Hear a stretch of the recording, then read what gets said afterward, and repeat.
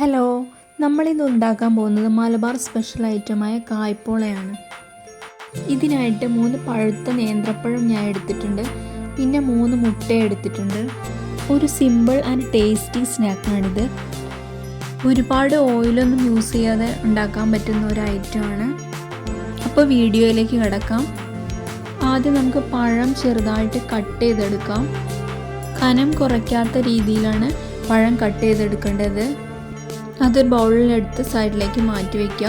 എന്നിട്ടൊരു പാൻ അടുപ്പത്ത് വെച്ച് ചൂടായതിന് ശേഷം അതിലേക്ക് 1 സ്പൂൺ നെയ്യ് ചേർത്ത് കൊടുക്കുക. അതിലേക്ക് കാഷ്യൂം മുന്തിരിയും കൂടെ ഇട്ടിട്ട് നന്നായിട്ട് വറുത്ത് കോരി മാറ്റി വയ്ക്കുക. അതിനുശേഷം നമ്മൾ നേരത്തെ കട്ട് ചെയ്ത് വെച്ച പഴം പാനിലേക്ക് ഇടുക. എന്നിട്ട് നന്നായിട്ട് ഇളക്കി കൊടുക്കുക.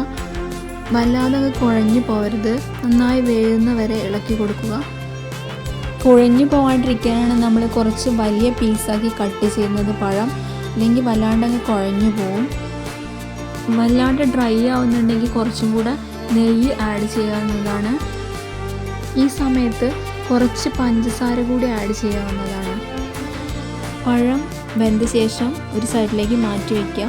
എന്നിട്ട് മിക്സിയുടെ ജാർ എടുത്ത് അതിലേക്ക് 3 മുട്ട പൊട്ടിച്ചൊഴിക്കുക. അതിലേക്ക് 3 ടേബിൾ സ്പൂൺ ഷുഗർ, ചെറിയൊരു ബൗൾ മിൽക്ക്, 2 ഏലക്ക പൊടി ഉണ്ടെങ്കിൽ അത് ചേർത്താലും മതി, 1 ടീസ്പൂൺ വാനില എസൻസ്, ഒരു ചെറിയ പിഞ്ച് സോൾട്ട്, ഇത്രയും ആഡ് ചെയ്തിട്ട് നന്നായിട്ട് ബ്ലെൻഡ് ചെയ്യാം. ഇപ്പം നമ്മൾ നന്നായിട്ട് അരച്ചെടുത്തിട്ടുണ്ട്. ഈ അരച്ചെടുത്ത ബാറ്റർ ഒരു ബൗളിലേക്ക് ഒഴിക്കുക. അതിലേക്ക് നമ്മൾ നേരത്തെ വഴറ്റി വെച്ചിരുന്ന പഴവും കൂടെ ആഡ് ചെയ്തിട്ട് നന്നായിട്ട് മിക്സ് ചെയ്യുക.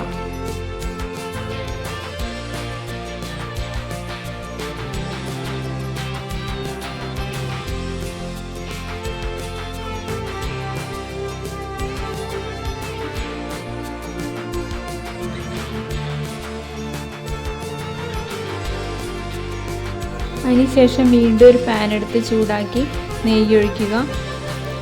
ഈ പാനിലാണ് കേട്ടോ നമ്മൾ കായ്പോള റെഡിയാക്കാൻ പോകുന്നത്. ഇത് ഡയറക്റ്റായിട്ട് കുക്ക് ചെയ്യാൻ പാടില്ല, കരിഞ്ഞു പോവും. അപ്പോൾ അടിയിൽ ഏതെങ്കിലും ഒരു തവ വെച്ചിട്ട് അതിന് മുകളിൽ ഒരു പാൻ വെച്ചിട്ട് വേണം കുക്ക് ചെയ്യാൻ വേണ്ടിയിട്ട്. അപ്പോൾ നമ്മൾ നേരത്തെ മിക്സ് ചെയ്ത് വെച്ച ബാറ്റർ ഇതിലേക്ക് ഒഴിച്ചു കൊടുക്കുക. നന്നായി എല്ലായിടത്തും സ്പ്രെഡ് ആക്കുക. എന്നിട്ട് അടച്ച് വെച്ച് വേവിക്കുക.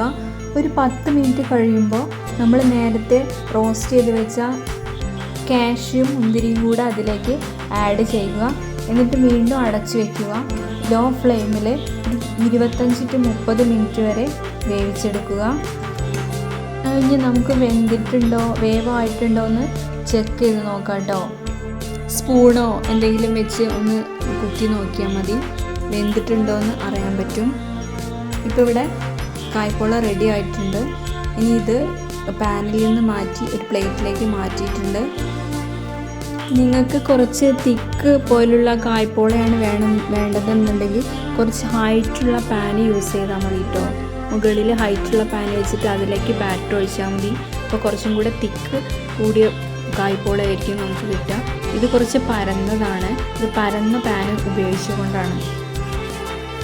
ഇനി നിങ്ങൾക്ക് വേണമെങ്കിൽ മുകൾ ഭാഗം തിരിച്ചിട്ടൊന്ന് വേവിക്കാം, മുകളിൽ ഒരു ഗോൾഡൻ ബ്രൗൺ കളർ കിട്ടാൻ വേണ്ടിയിട്ട്.